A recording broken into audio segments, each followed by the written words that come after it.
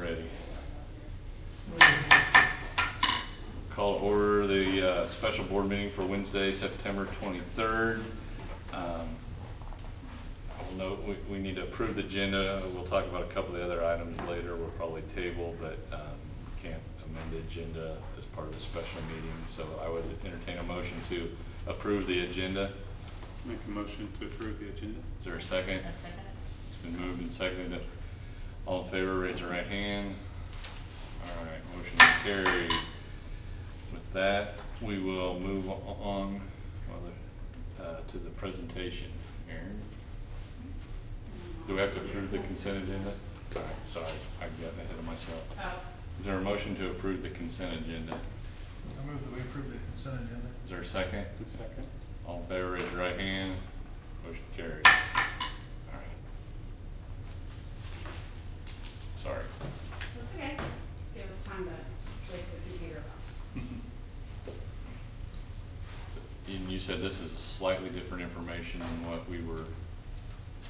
Yes, so I emailed what Jim Bachman earlier today that there is a slight change in the numbers in the actual contract document portion.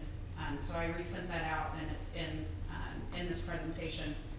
Also, just the order of the materials is a little bit different than what was sent out Friday, just to kind of, as we got together and decided how best to present it, made a couple shifts there, but overall it's the same information, and kind of talked to that slight change. Thanks to everyone, and of course we're here tonight to present the final GMP for the Tonganoxie High School bond project. This GMP that Town Gordon has put together to present is a combination of the early site package GMP that was approved by the board earlier this year and incorporates the main building package, the learning center, the athletics, and all the renovation portions. So it's kind of a big milestone in this project, a culmination of several months of design and planning between the district and DLR and the Town Gordon. So the great news is the project is under budget, and we'll go through that kind of in detail in the presentation. And there's really no significant changes from a design standpoint from the information that was shared at the last 50% construction document update. So short agenda, we'll kind of just breeze through some design images. The Town Gordon will discuss their bid process and the results. We'll walk through some alternates that were put into the bid documents and the suggestions for accepting or rejecting some of those. We'll go through the bid package in detail, line items, talk about the master budget, phasing and schedule, and then get to the actual GMP contract document. So just as a refresher, these are DLR's images of the new high school building. So this is the main entry into the Learning Center. The gym entry connection to the existing TPAC building. A couple of interior shots. This is the main commons area stairwell in the Learning Center. And the commons over outside of the new gymnasium. So really the only finish change that was incorporated was the polished concrete that you all saw that sample of at the board meeting last week. So with that, I'm going to turn it over to McCown Gordon to give you kind of a summary of their bid process and the results. Well, thank you, Aaron, and thank you to the board and Lauren, and really appreciate the opportunity to present the GMP here tonight. And fortunately, we do have good news. Before I get started though, I'd like to, it's been a while since I've been here. Again, I'm Darren Lee with McCown Gordon, Project Executive, and it was February, I think, the last time we got to stand in front of you guys, so appreciate this opportunity. This is Ashley Pavlu. He's our estimating director, estimating executive, who's been handling this project for the last couple of months. David Dyckman is going to be our project manager for the team, so we'll be out here every day for the project. Ben Killingsworth, the project superintendent. I just wanted to introduce the team that's going to be out here building this every day for you. And then we've got Allison Lancaster, who's the project engineer. She handles basically all the paperwork, making sure everything goes smoothly, and then y'all know Lou. So, So, as Aaron mentioned, we want to talk a little bit about the processes that we went through. So when this project came out, when the bid documents came out, we did advertise it in 4 papers, 2 of the Kansas City papers. We also advertised in the local Tonganoxie paper and the Lawrence paper. Plus the estimating department and some of our site teams spent a lot of time making phone calls, doing everything we could to generate interest. We think that paid off. We got approximately 170 bids on bid day. We're able to garner some local involvement, and the team will go through a little bit more on what that was and kind of who those people are as we move forward. Another thing we'd like to talk about is, I know we had some questions in advance. We hope we've answered those. If not, hopefully we'll answer them tonight as we go through the presentation. But again, if there are any more questions, just feel free to ask. And so, really, with that, I'll introduce Ashley. Come on up here, and Ashley's going to go through our estimate for you, kind of just do some explanation of where we are. Hello. Zoom in so they can see the numbers. I'll let you over. We all have. You can't see that. These numbers look Just special. concerned. Trying to stay in presentation though, but. Yeah, I'm going to have to get out the presentation on it.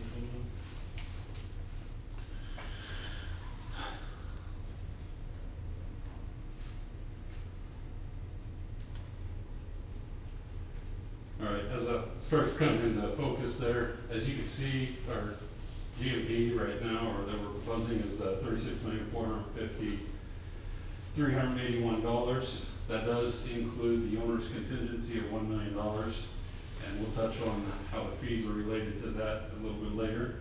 But I know one question was regarding the breakdown. Just kind of wanted to touch on that in what, on the left-hand side where it's broken down to all the different components of the project, during bid day, we realized in the past and from other bids that when you start asking for breakdowns like that on bid day, you start losing interest, or you get some bidders that'll back out. So in order to drive competition and get the most out of it, we went ahead and just asked for one lump sum. We will break this out at a later date to be a little bit more cognizant about how we were early on. Once we've got our contractors on board and they develop their schedule of values, we'll be able to compare this more of an apples-to-apples basis. Yeah, that was my question on that, and it was just curiosity. Yep. Go ahead and we can roll on down then a little bit into the alternates. So as we're seeing here, and I'll let Aaron talk a little bit later on about the ones that are not included in the project, but currently we are including alternates 2, 7, 8, and 9. So alternate 2 is the Main Street extension and paving, repaving that Main Street road and then adding all the temporary parking. Currently we've got it included as an allowance within the GMP, simply because after meeting on site with the superintendent and Mitch, we realized we wanted to add some additional temporary parking to serve the needs of the student and the staff. So that didn't get caught up in the design documents right away, so we've gone ahead and incorporated that, and we're waiting on final pricing, but we feel that's a sufficient amount. 7, 8, and 9 deal with the east entrance and stormwater drainage, and we'll bring up a picture of that. This is the temporary, this is the number 2, which is basically taking where we have temporary parking right now and making that full-blown paved, and adding that to the Be a permanent parking. And repaving the street. And repaving Main Street, or the extension to Main Street.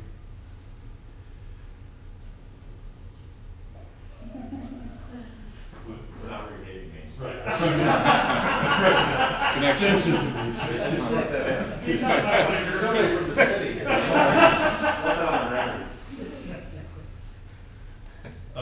So this graphic here kind of shows the alternates 7, 8, and 9.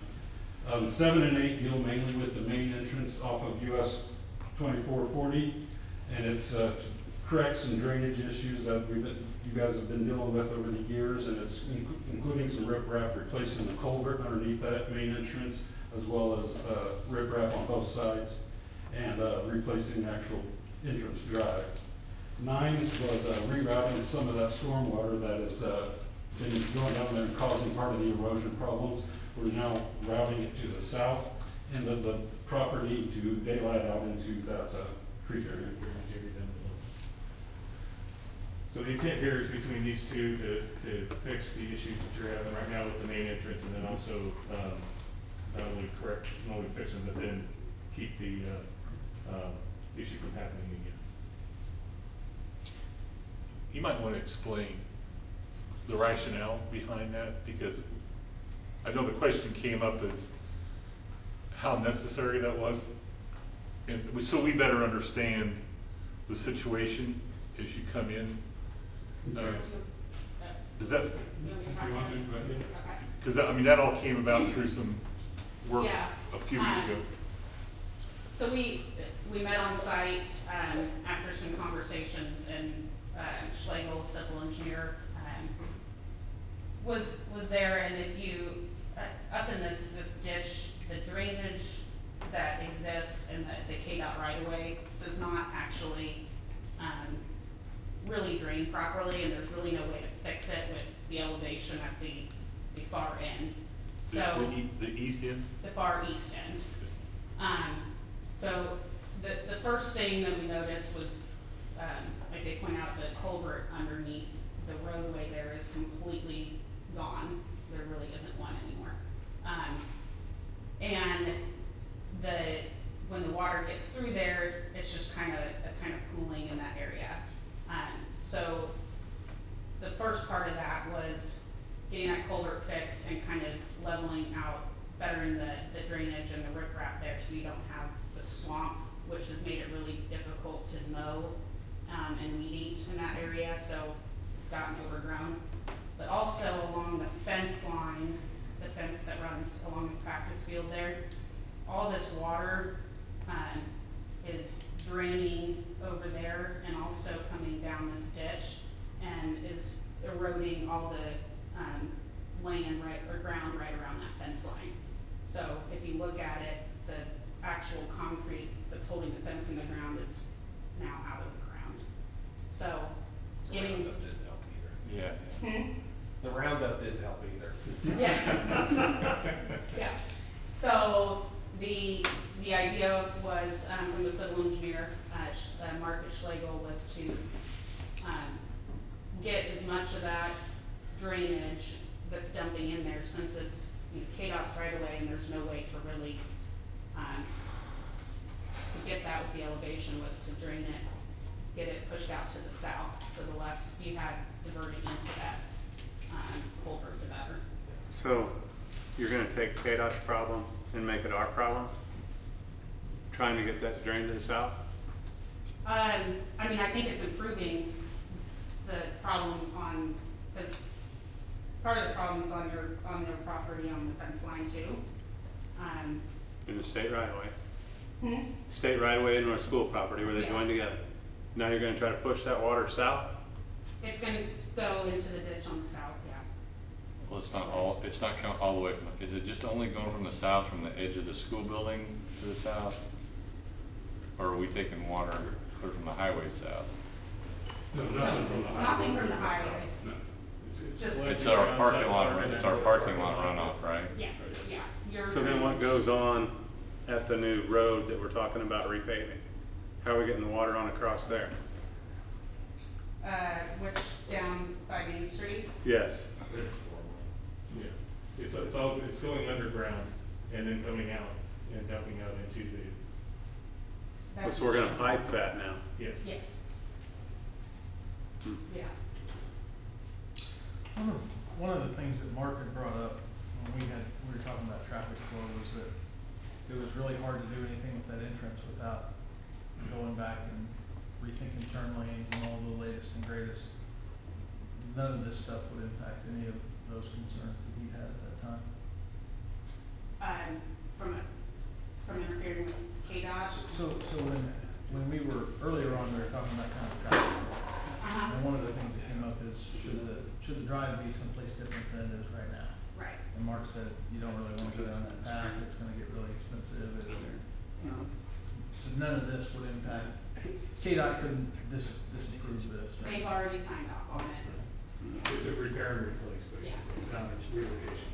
It's already been run through, run by KDOT and the city in terms of the drainage. So what does it look like? Is it like a ditch with a bunch of rocks like we have going, like when you come up between these two schools, you know, there's the ditches with the rocks, and actually out on the street, the same thing. That's what it is? Yeah, So and that's then- what's kind of there now, but it's just eroded. I don't think there's a lot of rocks there now, Not it's just much. grass, yeah. But the, so then to maintain that, like right now it's hard to mow, right? So then once you throw those big rocks in there, then you just, I mean, weeds will grow up, but you just spray it with weed killer, that's how you maintain it? Yeah, and Yeah. Mitch has walked through all that, and is comfortable with that. I mean, that's, typically how those ditches are done, with the riprap in it to prevent erosion. So it's a time, is it a maintenance, like time saver then? Is that, or is it the same? Yeah, I don't know, Mitch, if you wanna talk a little bit more about our Yes, issues with that. it's pretty similar to what we have up front here, as far as maintenance goes, probably slightly better, just speaking, but I think it's probably a push on time, just based on the fact that where we're at currently. Like, I can mow it right now, because it's dry and rain in a month, but when we get rain, I can't take a mower in there, so then we either have an hour and a half of weeding it, or we just let it grow and make it look bad. So I would say it's probably a push on time, but it's gonna allow us consistency versus what we're dealing with down there right now. I mean, you got a problem with a tube, and then if you're going in there putting a tube in, you just as well fix the drain that's, I mean, all the dirt's eroding around that fence, and it's gonna just fall down. I just want it to look pretty. I just think it's- So, if it looks pretty, then good. That is our goal. It's our goal. It should look better, it It's should just- look better, I guess. Well, I mean, the thing is that, I mean, there's a new school not very far that way, and it's, I mean, I drove by there, I don't know, a month ago, and it looked pretty, and then now you drive by and the landscape doesn't look so pretty. So, I mean, I think that that's a real concern, like you have to be able to put the stuff in and then maintain it easily. So, and that's like the very first thing you see when you're driving to the high school. So, I guess I'm just curious, like, is that, I mean, I guess there's probably no alternatives to what you're doing, right? Like, it's a ditch with rocks or what, or, Or concrete lined, but yeah, I mean, the rocks are pretty typical, and the consideration was both for maintenance and for appearance. Thinking that cleaning that up and getting the rock in there, like Mitch pointed out, will allow them to mow and maintain more consistently versus having to weed or mow when it's too wet to actually get in there and run the mower, so. And Kai, to help you out a little bit, our goal is to really improve that front along 2440 from the new addition, West Campus, all the way down to past the football field. I mean, with a uniform fence that will really improve the appearance. So something we're looking at. Lauren, you remember probably a year or so ago when we had a really bad rain and it really flooded there closer to Main Street there in this area to the east of that drive. Is this, was that a separate issue that has been Are you resolved talking about separately? down the bowl there? Yeah, well, I remember. By the field house? I remember the discussion because it was right after we did the new turf. Yeah. And people were like, well, it's because of the turf. It's like, no, it's something completely different. Mitch is on that, and if we're talking about the bowl, I know there's a plan down there, Mitch. Yeah. And I don't think it's done yet, but That's been, I mean, And that's that's been a brought topic up. for, I mean, that's a different topic. Yeah. Okay, This I was is just just, curious This if water it- is dumping there. that water is going into. But it's, That's the way I see it. but isn't it going past that bowl into the, No, it's going into the bowl. The plan is, what I've had laid out is almost a similar ditch in that bowl that will run. There's two drainage outlets in that big hill. They would run to a riprap ditch that would take that water straight to the creek, allowing us to level and then mow the rest of that area, so it's same type of principle, it's not overwater. Okay. Yeah, my question was whether or not this Yeah. addressed that, or if that was a it, separate. it needs to be, it's separate, but it needs to be addressed. Okay. And I don't know if Chris had a question. No, I apologize. I couldn't see the drawing there. Now I got it in front of me and I understand what you're doing. And it makes sense. But I'm with Drew. I think the bowl drain problem, this is gonna compound that more. I would like to see that corrected at the same time as this. Hmm. If could be. We want to. I think, Absolutely. I think that's part of the discussion on the 7th in terms of like other options. Okay. I mean, I think tonight it was to the point was to, we got the contract in. I mean, some projects have been added in here that seem to make sense that aren't necessarily so large. And then on the 7th, we can kind of, with some of the savings, consider whether some priorities and doing some things right on that. Yeah. But I mean, yeah, we don't want to just fix one thing nice and then create a headache somewhere else. So Yep. anyway, Sounds good. yeah. Thank you for kind of walking through that. Any more questions? Yeah, we go back to the ones that were, not included. It's good.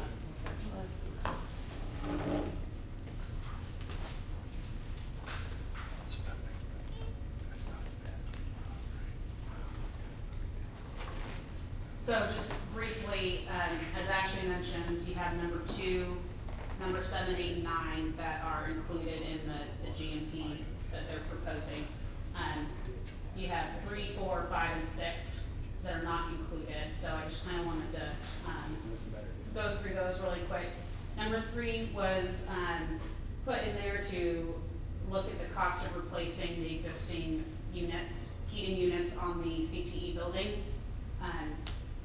Thinking that we could get some efficiencies with the contract. And I think what we're doing right now is evaluating that through P1 group that's been doing the maintenance on the building and kind of handling that separate from the GMP for potentially getting some cost savings there. So that's been excluded from McCown-Gordon's GMP. The choir room AV was part of the design that DLR put together, but in evaluating scopes and contractors, we already awarded KCAV the audiovisual design for the building. So didn't think it made sense to involve a separate contractor just for one room. So KCAV is going to bid that work separately as well. So it's really just on the soft cost side instead of in accountant's GMP. The building automation system. So this is HVAC controls and rooftop units. And I think Bill Adams is on the phone there, so we can talk and account talk a little bit more about it if you guys have other questions. But the original design intent and the way the design documents were written was for train controls and equipment, which is what is currently on the high school building. And that was a preference by the district and by maintenance to maintain the train. So you have consistency, you have one control system, one type of unit up there. But in order to gain some efficiency through the bidding process and keep the train honest and competitive, there were allowable alternates in the bid. So some of the bidding contractors provided alternate manufacturers for rooftop equipment and controls. This represents what that deduct was offered at. And after discussion with the district and the design team and the construction team and, SE Associates, we all agree that, especially where the project's coming in, that it's the best thing for the district to stay with the train. So, So effectively, it's like that alternate was already added in, and we'd be taking it back out if we so disagreed. That's why it's a negative number. You would get, the GMP would come down by 260,000 if you elected to use something other than train. The project was always budgeted as train, because that was what everybody wanted all along, but this was something to evaluate it against and make sure the train, the train stayed competitive through the bid process.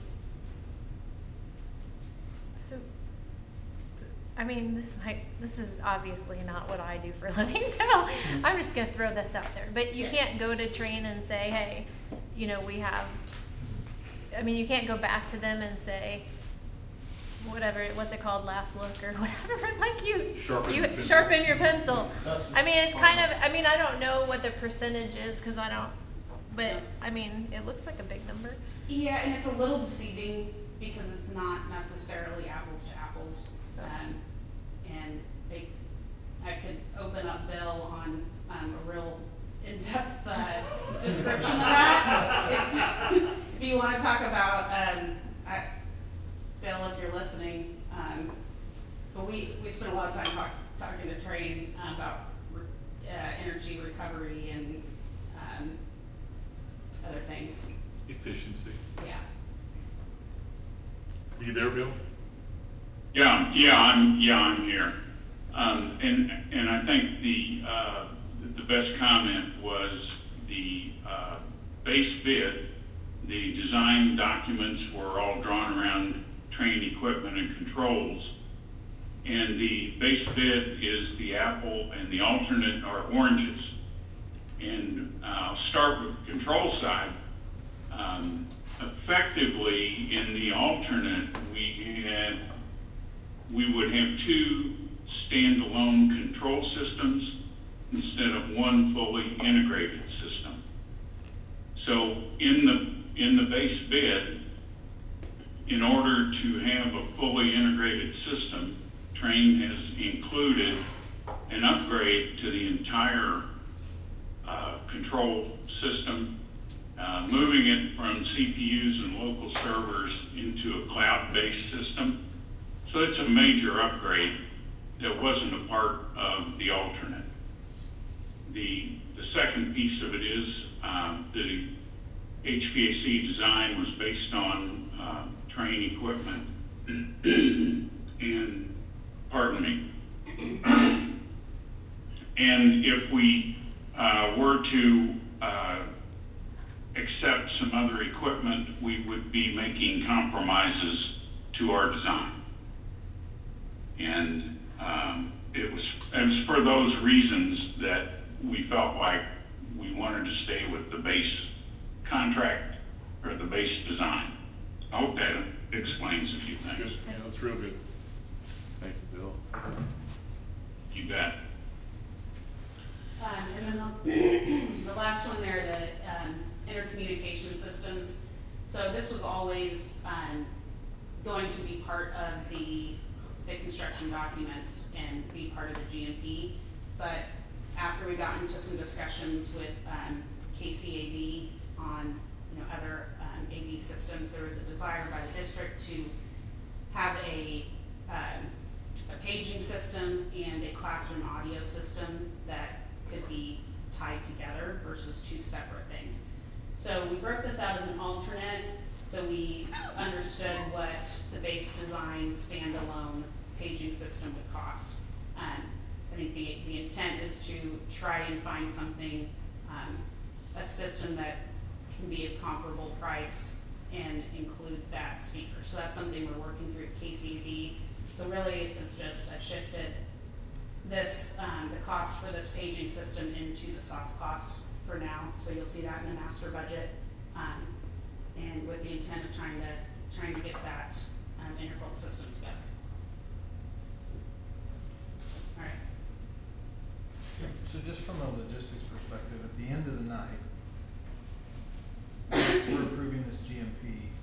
Are we adding the alternates tonight, taking alternates away tonight, or is it just as it sits right now? That's a good Just question. trying to make sure I understand what we're getting to. So what is the 30, The 30, yeah. 30. The number that we're presenting to you tonight includes the alternates that we've talked about accepting. 2, 7, 8, and 9? So as long as the board agrees with the decisions that have been made on what to include by the district, then there would be no changes. If you would say, you know, we don't think 2 should be included, then we have to go back and revise the GMP amount. And then what if we approved it as is, but wanted to add 3 in 2 weeks? Then it would be a change order. Yeah, so, any of these could be added back in, or taken out later. So it's just, that is what is currently in the number that they're presenting. Thanks. Are you guys hearing about the detail?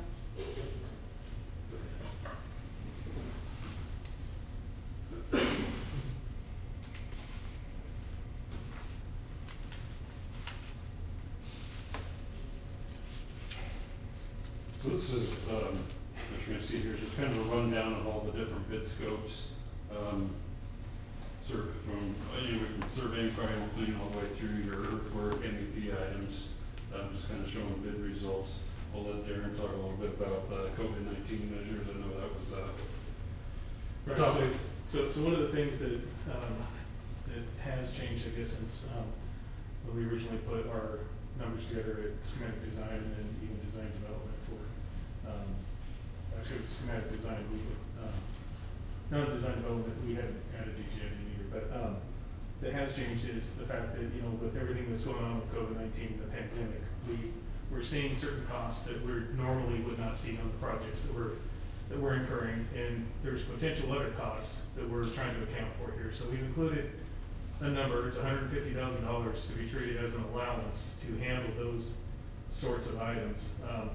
And it's anywhere from the fact that we're providing more hand wash stations out on the job sites than we had before. We're cleaning our restrooms more often. As we get the buildings enclosed and we have more people, there will be some needs for potentially sanitizing and doing things like that. That normally were not in our general conditions when we originally proposed this project. There's also worst case scenario, an allowance, kind of if something happens to the point that we would have to, take this out here, that we would have to, say, have a nurse out here doing temperature checks and provide basically an enhanced screening for all our employees. So we have a standard protocol right now that all our employees fill out a form. They're basically, they kind of honor system, they tell us that, hey, you know, we don't have any symptoms right now, we haven't been exposed. You know, we require social distancing, masks when that's not possible. But if something were to happen and it was to get, and we were to have some transmissions on site or something, we have some avenues to put basically things in place, and that's what that's for. So hopefully we won't need it. There is some that we will spend some small amount, like I said, on additional hand wash stations and those kind of things, but generally the bulk of this is hopefully we won't need to spend. It'll treat as an allowance every month. We'll basically show you what we've spent and bill against that amount. Okay, so it'll be tracked separately? Yes, sir. Yes. okay, and then, as Darren touched on earlier, we got really good participation on the whole process, over about 170 bids on the whole process, which accounted to about 4 bids, average out about a little over 4 bids per scope, which is generally we want at least 3 to get a good range and make sure that we've got good qualified bids. The local participation, I believe we've got Crookham on there for site concrete, and then I know Remco's not necessarily located here, but a bit donor and constituent with the community, so we've got them included. I think you said there was maybe 5 or 6 others that we've identified to this point where they may not be located here, but they're, you know, people that are involved with the company that are residents and.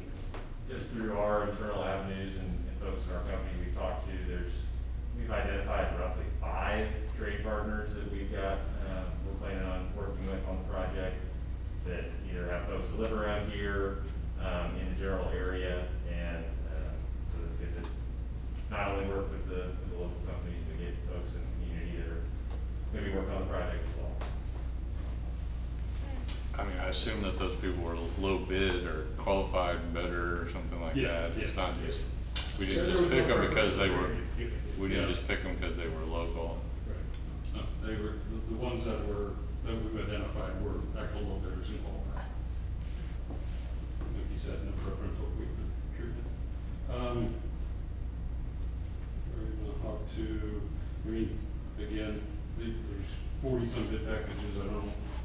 You want me to go by line by line, but What was the total subcontract value that we have on this project? so, right off the top of my head, I don't know the exact amount, but it's, basically it would be the 31, I'm not getting, I don't know if you can see that, sorry. Yeah. The 31,552 minus general conditions, general requirements, and COVID measures. Yeah, I asked that because I had the question on the sub-default insurance. Right.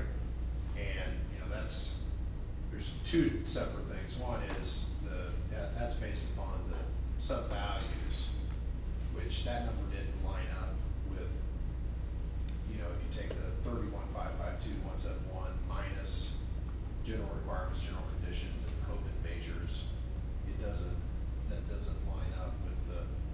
Yeah, that was actually the purpose for us revising our number, was the question when you asked, we went back and verified how it was calculated and saw that it was actually calculating on those general conditions line items. And so we have reduced it by about $46,000, if I remember right, which then, also by reducing those costs, it also reduced, you know, our fee, bond, insurance and things. So, you see our number here is about, 56,000, I think, less than it was, based on that calculation. Okay. Yeah, and then the other question on that sub-default, I saw the response to the email that Aaron sent. Our contract allows for that or the performance and payment bond, but it doesn't have the language in there, I guess, unless we make a written approval to have both of those items in there, because that stuck out at me as I read that, just because that's, you know, potentially an extra almost $350,000 in insurance. Right, and they are two separate things. The sub-default insurance is insurance that we have in place in case any of our subcontractors default. And that allows us to handle that issue. The performance and payment bond that's on that line, that is our bond that we provide to the district. That's McCown Gordon's performance and payment bond. It's not a subcontractor bond. Okay, so that doesn't include this, so the subcontractors aren't a party to that then for their performance? So, might as well jump in. So, Yeah. the state of Kansas requires us to provide a bond, right? Which, in our opinion, frankly, is an antiquated statute requirement. If you hire, and a lot of that comes out of previous contracting mechanisms through the state of Kansas. You don't need a bond on us from a financial stability standpoint. The real risk in the project is really with the trade contractors, right? Those companies that are performing the work. And so to protect that part, that risk in the project, we either bond those contractors themselves or use something similar to a sub-default protection program, right? So that's why both are in there. The sub-default protection program provides much more flexibility and a nimble response, and is at cost or less than the sub-default project. Yeah, I don't know. Justin, do you have any experience with this? Because my experience has been, you know, if you have a performance payment bond, then if the subs don't perform, you call in the bond. But you're saying that that's not the case, the way that you have set up? Like if the subs, yeah, they're separate. This The subs bond, aren't this performance bond is county For board, and if county they, board, if they don't do their work, not their subs, because it's required by statute, then basically the sub-default insurance is the performance bond that you're talking about. If the subs don't work, they go on to that one, So then let's run through a hypothetical, right? So let's say the steel erector fails to perform significantly or goes belly up, right? And we think subs going belly up is gonna happen more and more. If you think about the construction market before COVID, the shutdown of the government in March, construction market was booming, right? And traditionally, when construction times are good, you actually see a higher failure rate from contractors because they extend themselves, they get high on the hog, if you will, right? Well, that stopped and all of a sudden dropped. Then you have a lot of contractors that were involved on private work that have now extended themselves and haven't been paid. So we got a little double whammy, we think, happening in the marketplace. So if the steel erector goes out of business, right? And we have, if there's a bond from county board to Tonganoxie, it doesn't come into play, right? It's whatever protection there is for that steel contractor.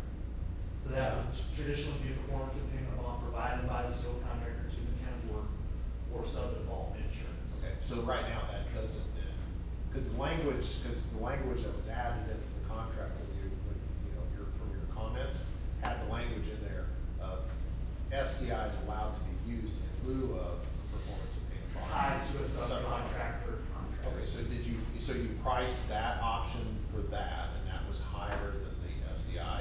No, yes, so the SDI is a better deal. Okay. And Drew, the other part of it, have you ever been through a bond, a claim on a bond? Now we pre-qualify well. So, we try to, but this is a public open. So, and Chris, I don't know, maybe you've been through it, right, or not. If you have to call on, this project won't even come close to turning over. I mean, you're talking a 6-month delay. Right? With an SDI program, it's a fully transferable risk program, right? So it's really sorry. That's not fun. But for the same cost, right, you get the same protection and even better because we can react faster. Yeah, it's a And private. so I don't have to go through all the red tape with a giant insurance company. We make that call. That's a 72-hour reaction. So if that steel contractor fails, in 72 hours, I have a new contractor out there. Your project's back on schedule. Whatever failure or cost implication because of that failure is protected through that insurance policy and the county board rights. Right. Okay, yeah, it just wasn't. Yeah, I apologize if there wasn't clarity and an expectation from a contract standpoint. Yeah. But it really is not a double up of coverage. It's really to provide the right levels of coverage. And frankly, the state needs this, in my opinion, on totally abolish that requirement for bond, but you can't do it. Yeah, or have that bond value based upon your own self-performing work or something like that. Yes, it's frankly, I think it's a carryover from a lot of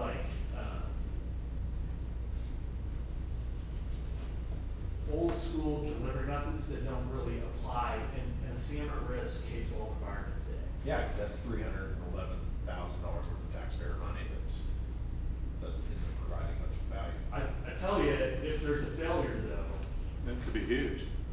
right, at the scale of these projects, right, if that steel contractor fails in the right moment, that's a 7-figure number.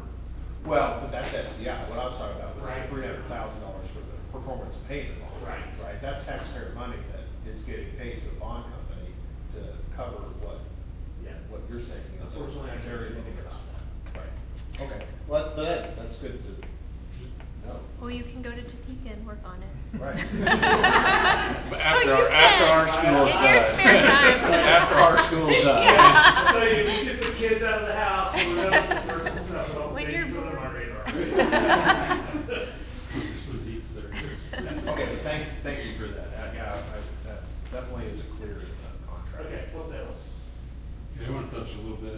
on the allowances included. So from the outset of the design and bond, or the concept, or whatever, working through the design, we've always been carrying a fire sprinkler allowance for the West Campus to incorporate that into the new facility. We went ahead and carried it through here, even though the local district and fire marshal signed off that it's not needed. But this will, if this is something you decide to include, it would allow the flexibility of that West Campus. You could open it back up, have students in there more often, have classrooms in there. It's not required because it's not a Class E facility, is my understanding. So that kind of explains that. And this includes adding sprinkler and then replace, the ceiling, take down and put back up and replacement. Well, what happens, when we get to the end and if we don't do this, do you get that allowance or does that come back to us? Everything that's an allowance will be accounted for, and if it's not used, give it back. So even if we put fire sprinkler. But I thought you had a contractor allowance that you get. Everything not spent goes back to the district. It's 100%. Okay. Every single penny we don't spend goes back. So if there's, I don't care if there's a targeted allowance or not, if we don't spend it, it goes back. If the Now subcontract value goes down. Except for the, Well, they keep their cut. The 2%. That's fine. Yeah. And why the decision was made to leave this in there, is, like Ashley said, I think it's a good conversation to have around what the future of that building is, and how that impacts the design. And it was an initial, line item in the initial bond budget, so, that was the decision to leave it in there for now. I don't want to get in the weeds too much. Basically, if it's a school, we would need those sprinklers. If there was classrooms, we would need sprinklers. Robin or June, are you guys Or is it not? on? Yeah, that's correct. If the purpose of that building is for education, then you would need to sprinkle it. Okay. But because in a large part you're not going to have kids over there anymore, we wouldn't need to do that. So, but there is money there for you all if you decide to do that.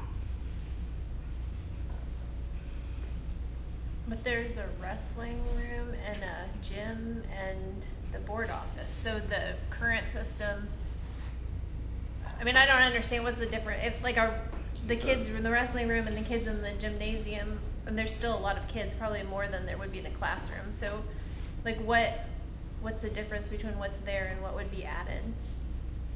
Is it just the classification of the building, Robin? That's correct. Well, at least it's built in there, so, as we go through these options and things, and we think it's appropriate for the long term, we can suggest it's done.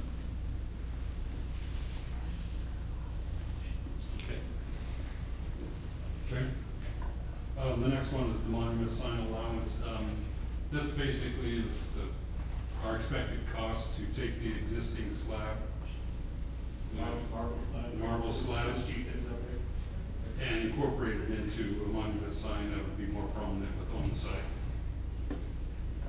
There's already power to that drawn in. It was just, we didn't have a monument sign designed at this point, and this would incorporate that.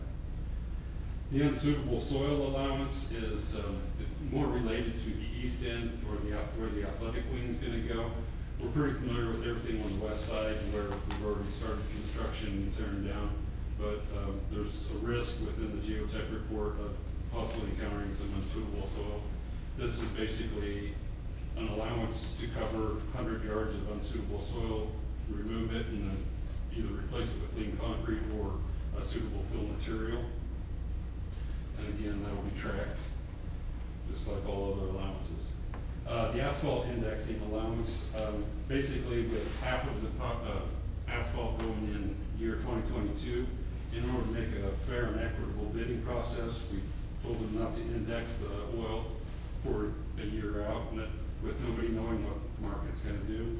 So this will allow us to cover any market increases on the asphalt materials. And then, as you can see, there's alternates 2 through 2, 7, 8, and 9 that are also included.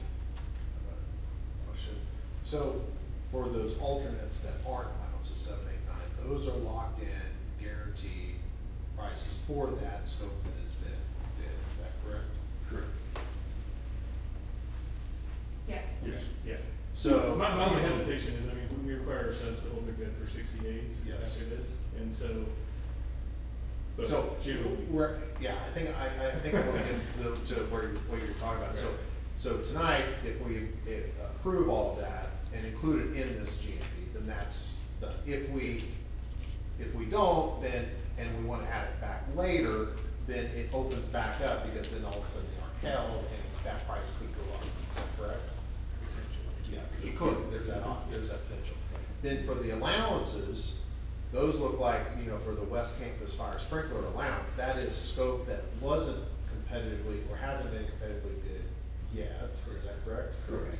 So if we took that out now, we could add it back in later, and it would be the same risk either way for us with regards to pricing. Yes and no. The difference, I guess, would be, the risk we're taking here at 340,000 is that if we go out and bid it out and it comes in more than that, we would have to pull out our contingency. It's an allowance amount, I believe, or, but, yeah, I mean. Okay, so it is, that scope is locked in as part of the GMP, to add that. No. Maybe I got that wrong.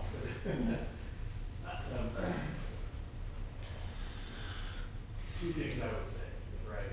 One, look, I've been in front of this board a lot. I would recommend that you take the fire sprinkler and the West Campus. Just all the conversations I've been a part of with your community about safety, security, understanding that the West Campus program is changing back and forth. There is an opportunity to take advantage of the contractors that are going to be on the site, and the opportunity we have to buy scope out one time to drive value that I think controls risk there. Right, Drew?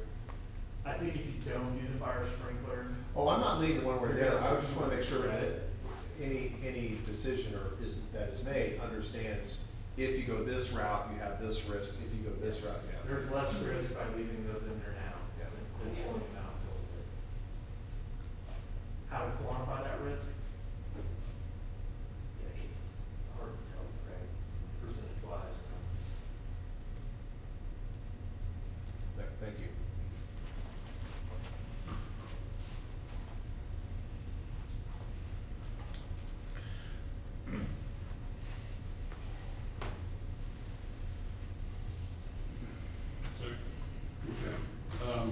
The remainder of these bottom of the line costs are, building permits in there, as well as the site package permit. We kind of touched on the SDI earlier.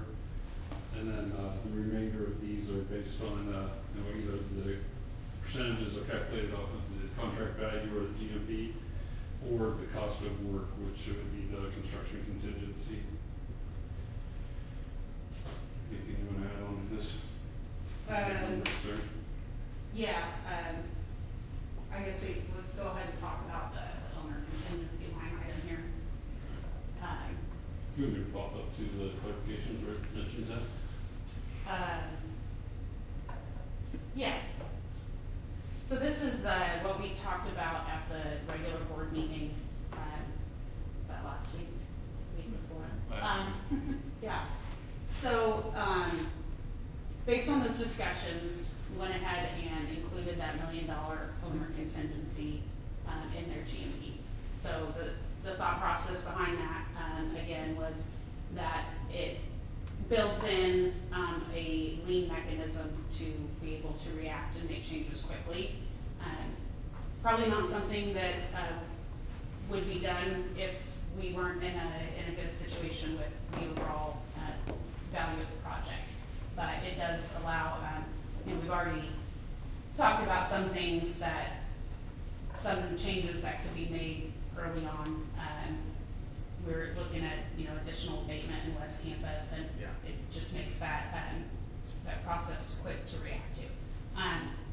The language that's been put in here, went through with McCown Gordon's team about the fee situation. So, it is, that $1 million is added below their markup line, and is specifically written that like all other contingency returns 100%, but no fee will be calculated on that unless a change order is written to it. So. Right. Now, if we, so the context of that question was, I understood that, hey, it's in there and it can be moved, but that doesn't mean that you still don't have to do, anytime that is moved, you still have to do a contract amendment, because all those lines, everything's based upon either contract value or that GMP. So you still have to do an amendment.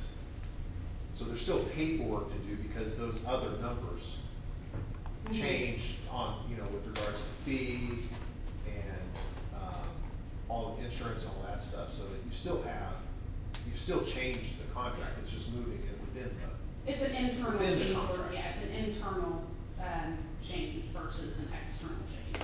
Right. So, yeah, but it's just a quicker reaction. But if, so that was kind of the reasoning of putting it in there. Yeah, I asked it because if it was a, hey, we don't have to do that paperwork, then that's not the case. If it's a pure time thing, then I agree with you. Then that was where I was coming from with that. Because once I saw how all those numbers were calculated, I was like, well, every time we move something from that that you fund a change or a scope change or unforeseen, something like that, then that, that wasn't already in the cost of work, then it would require amendment. It's just, That would still need to be approved by the board, I would imagine, but it would be on a less frequent basis on a, monthly meeting, just to update. yeah. Okay. So it's a mechanism to allow some flexibility. Nope, you answered my question. Yeah. Okay. I think the next one is the master budget. Yeah. Thank you, Eric. Yes. Of course, Drew. I like this. I printed out My all glasses your, fogging up. I printed out all your questions just in case we have to, No, I hope that was helpful because just. No, it was. Very helpful. Yeah. No, it was great, and it helped us, like I said, kind of reorganize to make sure we got all the questions answered. Okay, so now we've been through everything related to the GMP as part of the construction cost, which again is this 30, a little bit more, the 36. So with the $51.4 million bond issue, we've been updating this as we go along, are the soft costs associated with that. So the gray column is the 50% CD estimate. I'm trying to get this all on the screen and make it readable at the same time. A little bit closer. Okay. So going down through here, really pretty much has remained the same. The low voltage and equipment went up a little bit. That was shifting some of that scope, the paging system, and the classroom sound over into the soft cost budget to incorporate that and buy it out through one contractor. So everything else has come in as expected, with the parts of these costs related to the summer utility work and the abatement work so far. So I broke out, as you can see before, had just kind of a bottom line contingency that was a few different line items in my spreadsheet, but I went ahead and broke it out here to just give a little bit more transparency into what that's comprised of. So $75,000 is a day 2 FF&E fund. Basically, once you move into the space and realize, oh, we really need another table over here or a chair over here, you have some reserves set aside to make that right. Soft cost contingency, so that is a percentage on the costs above, same as a construction contingency. Something unforeseen pops up to handle those, that extra. then I left another percentage of the overall soft costs in an owner design and construction contingency. You asked about why it's in both places. You wouldn't probably have it in. Well, you've answered the question, Okay. yeah. And, yeah, it probably wouldn't be in both places if the budget were tighter than it is. So, we've got, then the remainder is in the facility improvement allowance. And that is what we are planning to meet on, in the board working session here in a couple weeks. That, Lauren and his team have been putting together a list of priorities of, facility improvements and capital projects within the district that they would like to, put in front of the board. So I have a question on those soft costs, because are those based mostly upon like unit price or allowance on a square footage basis, or have we developed those for actual vendors and quantities? That's a good question. I'll just kind of go down through them. Architectural are fixed costs, that's, per contract.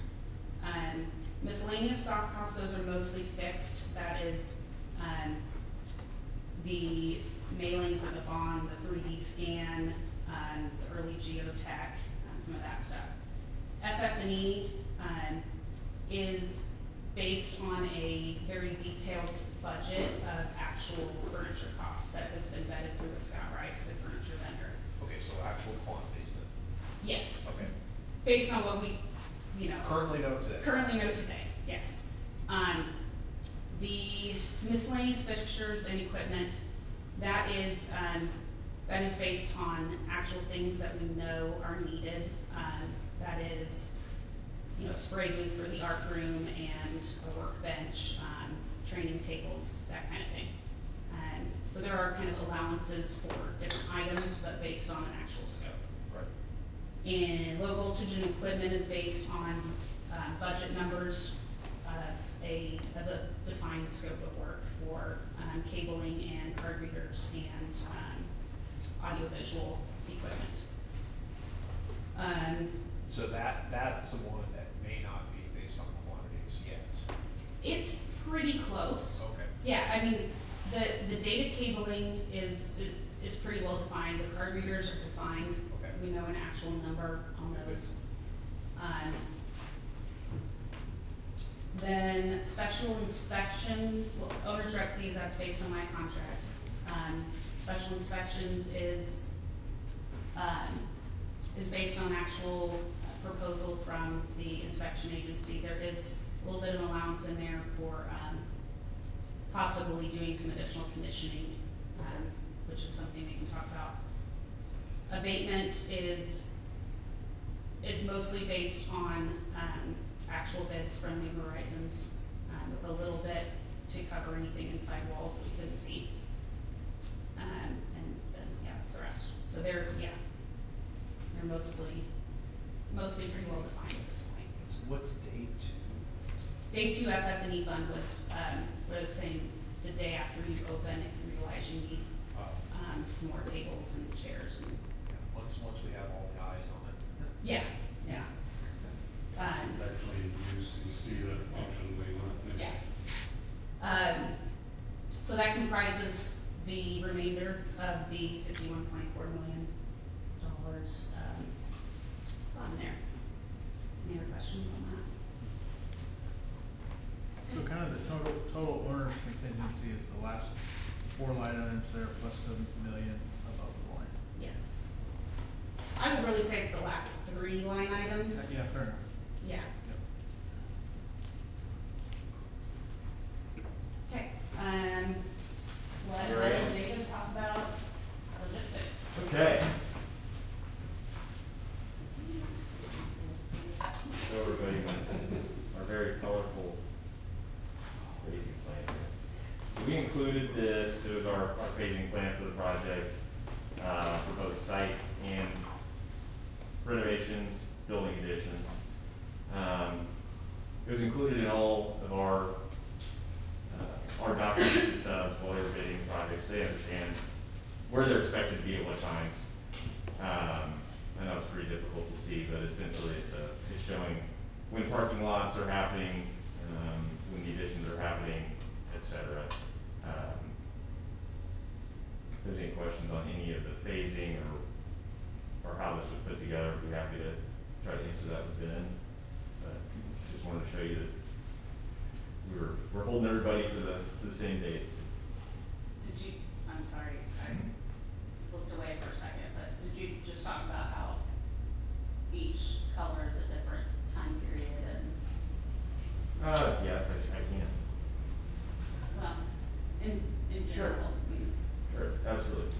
Academic wing, that's obviously the first phase that we've got. We'll show you the logistics plan, which shows essentially what's out there in the field right now in a minute.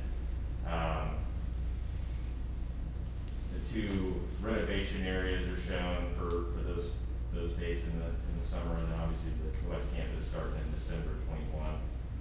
And then followed by, over here in the red is the gym addition. That wraps up in December 22. As far as a site perspective, this darker blue color is a portion of the parking lot that we'll be redoing along with the academic wing. So this might be an easier way of looking at it.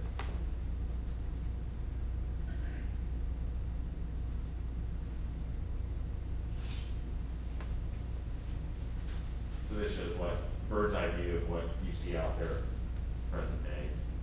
Red is obviously our construction fencing in that parking lot. The green color is what we're planning on opening back up, obviously when our fences come back down. This also shows our laydown area that we're planning on with our trade partners and our entrances. The purple is Crane Road, and just some temporary road around the entire addition so that we have access and we're not turning the whole thing into a mud hole. Then the gym phase logistics plan is something that we're going to continue to work with Mark and Mitch over the next year while we're really honing in on our plan. That's a general idea of what that fencing is going to look like. We're still working on our plan as far as access. I know Drew, you had a question regarding the access road off of 2440. Yeah, the distance between it and the existing one. Sure. Just logistics there. So what I referenced earlier, we included all this in our documents that did the project. We included that in there for flexibility on our part. We don't know if we're actually going to end up using it, to be honest with you. Part of it was we want to separate ourselves in our traffic as much as possible from the students and staff. In the event we think, hey, we can't use that same entrance as that parking lot, we'll go to KDOT and see if that's an option.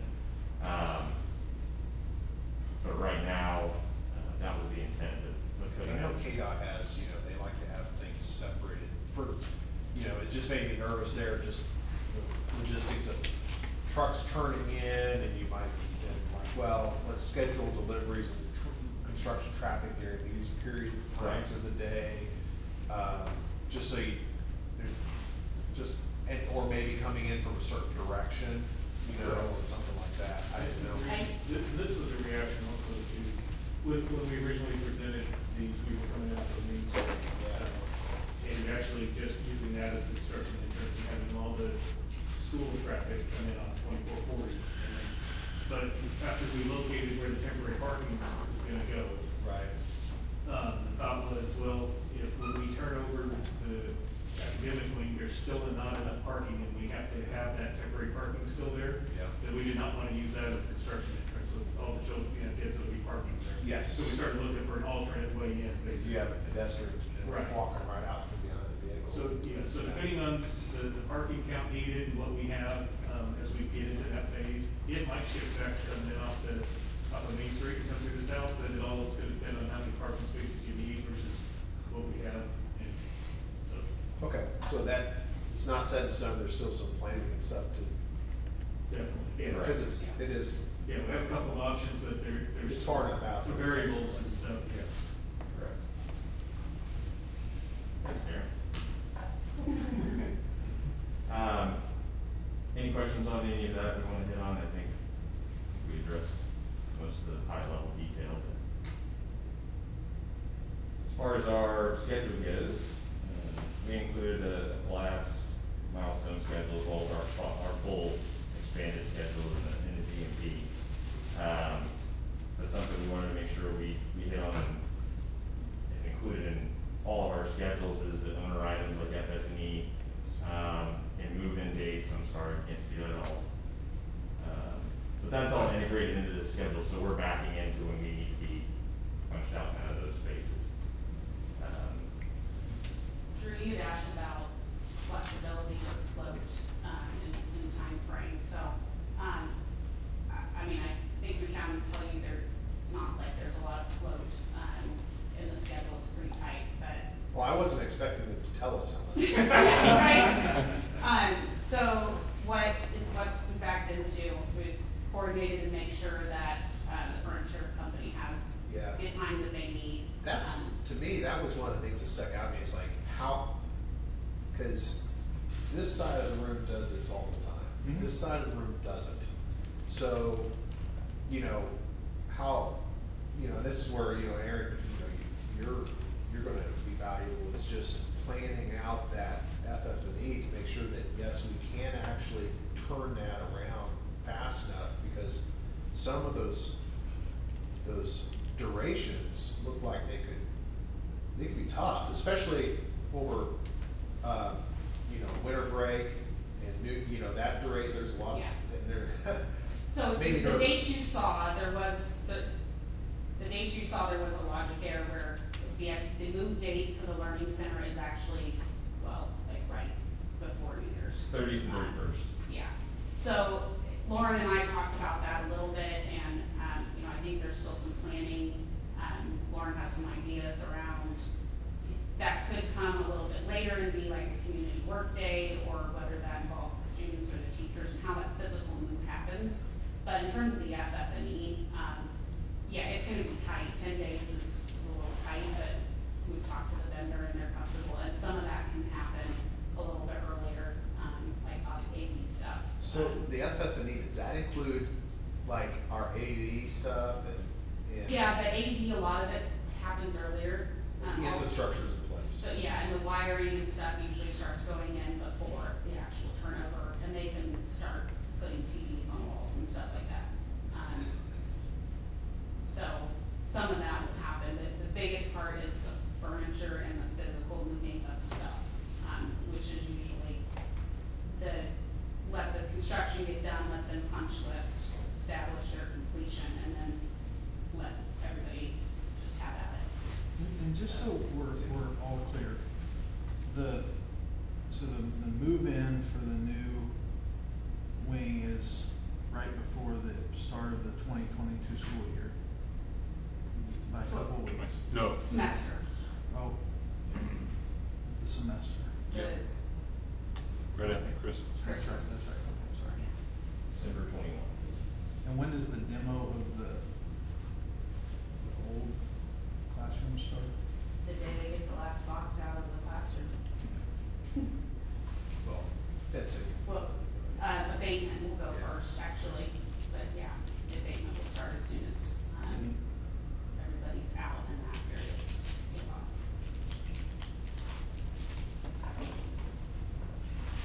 Which has to be by, what's the date in there? I think it's the second week in January. Yes. When the abatement's supposed to start, so. That's a quick turnaround. That's a quick turnaround. The abatement company has assured us they can do it, right? Well, for us, I'm more, you know, that's where I think for you, Aaron, I would see a tremendous value in detailing that out, staffing, manpower, you know, So. that strategy. Yeah, and we've talked that the benefit is a lot of, you guys are not moving any furniture, more or less, not much of it. So, that really cuts down the time frame between moving stuff, setting it up, and then occupying. So all of the furniture, new furniture is getting going, and, you know, I think Lauren and I talked about encouraging the staff during that school year to start purging. You know, start paring down the stuff that's not gonna get moved. So when the movement comes time to actually relocate, you have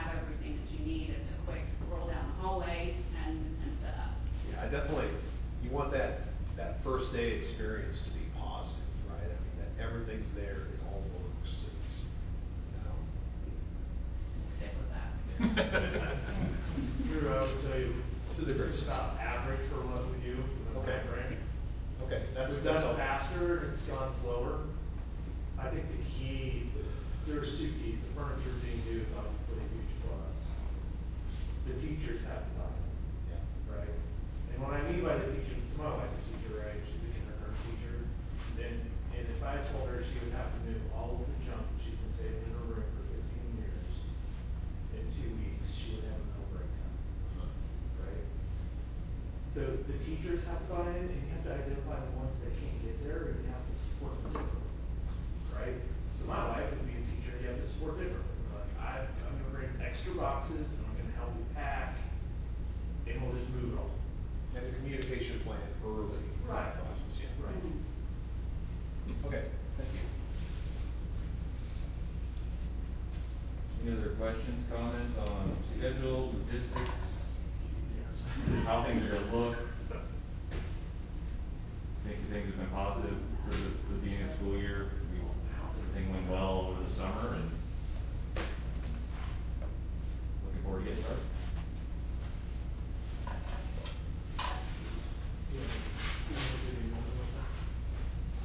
Any other?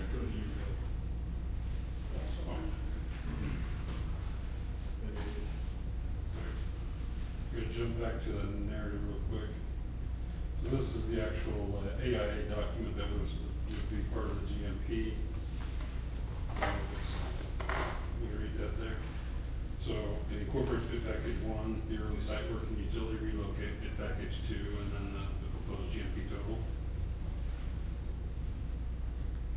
On page 2, and we'll get into these in the clarifications as well, are some identified allowances, which we've kind of talked through. Very effective equipment with things around the lead load. They're all identified in here as well. We'll jump kind of into the clarifications. So, again, identified the allowances, what they apply to, same with the alternates. We went ahead and identified a few unit rates. Number 1 obviously ties directly to the allowance for the unsuitable soils, so we have an established unit rate for removal and replace it above and beyond what we actually encounter. 2 and 3 were some floor slab moisture mitigation. So our current, anything new construction includes additives to meet the requirements for flooring materials. This is mainly more for this is totally for the existing slabs.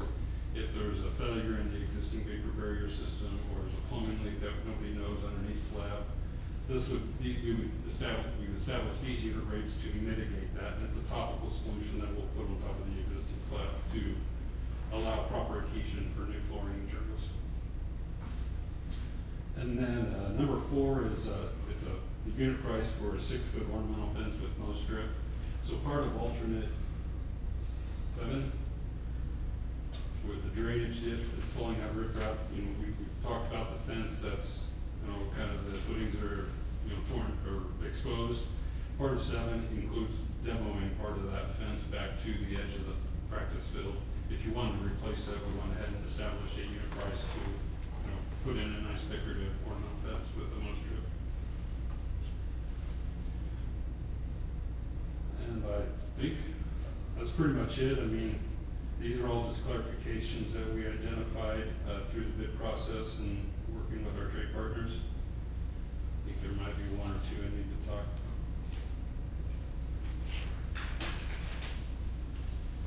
I think the last one that I want to address would be the low volume change material for the building pad.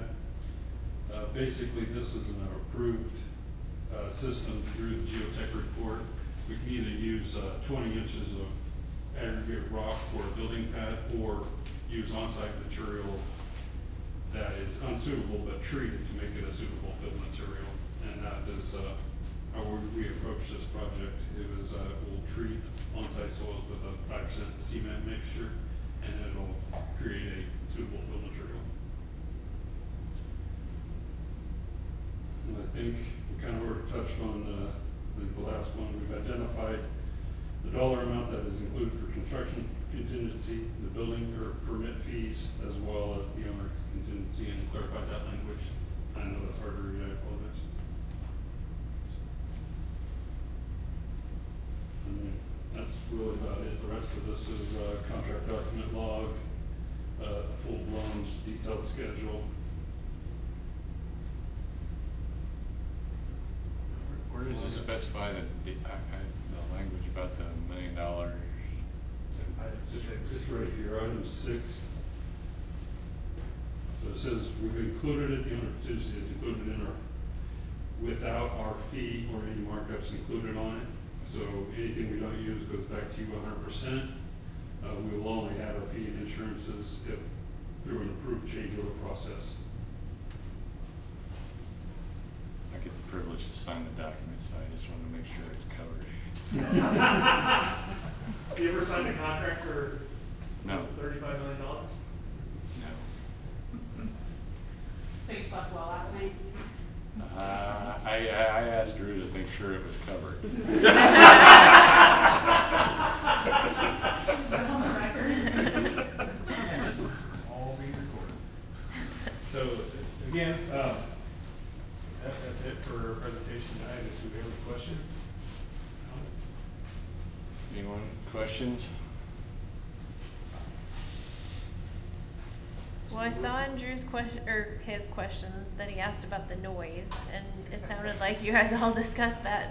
The only thing I was gonna ask, which might be silly, but you can laugh about it later, but would it make sense to put insulation, like, in between the floors? Cause you talked about acoustics and all of that, but I don't know, I just feel like even in our house, my husband's office is right above the kitchen, so, they said, oh, no problem, it's all wonderful. And then, when he rolls his chair, you can hear it sometimes. So I don't know, I feel like adding extra insulation isn't a huge cost, and if it doesn't help a lot, at least it helps a little, I don't know, just throwing that out there. I would probably open that to DLR, and their acoustical engineer. I don't know, Robin, if you can, Robert, if you can speak to that at all. Yeah, I couldn't hear everything, but if there's something more acoustically that we can do, we can certainly look at that. I mean, we do have sound bath insulation in some of the walls. We do have SPC ratings, but those are all things that we can beef up if we need to. Yeah, Robin, it may be, I know there's some sort of document that kind of describes the STC ratings and kind of what they mean, that we could share and say, they've designed these rooms to this level, and if there's a desire, if one of the things that the district wants to look at for enhancements to the design, for additional acoustics, that can be considered for sure. But Yeah, we can share that. Robin, is it accurate to say that the current design exceeds code minimum requirements? And is that accurate? Or that there isn't any code requirements with regards to sound deflect, or impact noise? It meets the code requirements, but what we've done in certain areas is, like, for instance, there's a room that's going to be used for video production. So of course we've soundproofed those walls and added appropriate doors and windows into those areas. So we have acoustical insulation between offices and things like that in the administration area. So we feel that we're right where we need to be. Okay. Any other questions? Anyone? I have one last question that's probably silly, but when you're talking about the paging system and how they're talking about that, so none of our audiovisual equipment is built into the walls, is it? And the only reason I'm asking is because I think, I used to sell real estate, and I think the quickest way you can date any building is trying to build electronics into the wall, because they get outdated tomorrow. So I just think that that would be a mistake, but I don't know if that's. Nothing is, scanning the building in my mind, but no, nothing is built in. I think the closest thing to built in, over in the gym, I think we're showing a TV in between the, trophy cases, but there's plenty of space around it. But if you wanted something different in the future, it's not gonna cause a problem. The classrooms right now, the design is all, smart projectors onto a whiteboard. So the whiteboard is built in, but it's all whiteboard. So, yeah. Everything else is TV, flat screens, on wall mounts. Anything else? And I guess the only other thing that Aaron and I talked a little bit about before we approve this, not whether we add it to this tonight or if we put it with our October agendas again, we talked about Lauren having the authority to approve a certain level of change orders and not having to come back to the board, and like we kind of tossed around like 250,000 total and 25,000 a pop. I mean, I think we would get updated on that monthly as our things from Aaron. Is personally not too concerned about it, but again, I brought it up last meeting. I don't know if a week or 10 days is enough for everybody to digest it, or if there's any comments on that, or if it's 7:30 and everybody wants to go home and talk about it at a later date. I just wanted to kind of throw that out there before I call for the vote, I guess, on the GMP. Is that something that we could discuss during our work session on the 7th? Because I don't know that has to be. I think the work session, we're not really gonna have any action items, so it wouldn't be something that would be approved. I mean, I guess our next board meeting's the 12th of October, so it's not too far out. That's, I'm not sure we I can don't do think that. there'll be too many activities between now and October 12th, will there? I'm not sure we can approve that tonight anyways. Yeah, It's not- let's go, let's do 12. We'll put it on the 12. You'd have to approve that, add it as an action. All right, with that, I would entertain a motion to approve the GMP contract. I would move that we approve the GMP contract as presented for $36,450,381. Is there a second? Or are we accurate on that number? Let me make sure on that. I don't want to change. Okay, they must be agreeing. Is there a second? Is there A second. I think that's a good point, just, I wanna make sure that was read the right number. Let's see here. I think it's- Since we did change from what it was sent to you If guys. you wrote down what you, Is this- I've is got this- it right here. is this the I Okay, you updated? got it right there. Is that the updated one? Yeah. 36,453.81. That's what I said. Yeah. All right. Justin moved. I think Chris seconded. All in favor, please raise your right hand. All right, motion carries. Thank you guys for the time and effort. And the number, we're not quite done. I'm not adjourning it yet, but there's really, no. All right, the next, we had on the agenda, item 5, memorandum of understanding with TEA. I think Lauren's kind of been keeping everybody up to date. There's some things I think we'd rather talk about since it's a negotiated agreement in executive session, and I didn't make it on the agenda. So we're going to delay that and probably have that, I think, on the 7th. We'll have a short official meeting beforehand, kind of work through that. I don't really think there's any concerns. It's just a chance for us all to visit about that. So there, item 5, there's really no presentation tonight.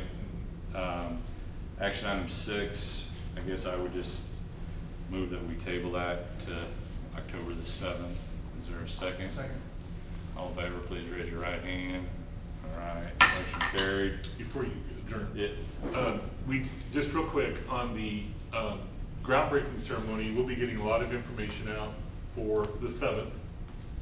And we've been working on that. But it starts at 5, and then as soon as that's over, we'll go, I gotta decide if we're gonna go to the Chieftain Room or back over to the only problem with the church is this Wednesday night, I think they have youth. So we'll probably go to the Chieftain Room where we have a little more privacy, and we'll provide some sort of a lunch. I think McCown Gordon has already suggested that they were gonna do that, they didn't know that. But, so we'll talk to Luke about that and see if we can't get something lined up. And then so we'll have a light lunch for everybody, and then we'll go into the work session. I don't know how many, I know Aaron and Mitch and will be there to kind of help, and maybe Bill will be there to help with that process, so be a lot going on that night. We have a photographer lined up. They got her all, talk to Darren. You got her all, banners, balloons, hard hats, Shovels. what else? I wanted the excavator, ain't it? Yeah, he gets to drive the excavator. Shovel doesn't put my hand in anything. I did a lot of irrigating as a kid. I actually never touched a shovel before, and I never need to touch a shovel. So, yeah, but we'll get more information and more invites. We're inviting some members of the Tonganoxie Construction Bond Committee, city officials. It'll be good, be nice. So, thank you guys for all your help on it. All right, with that, meeting adjourned.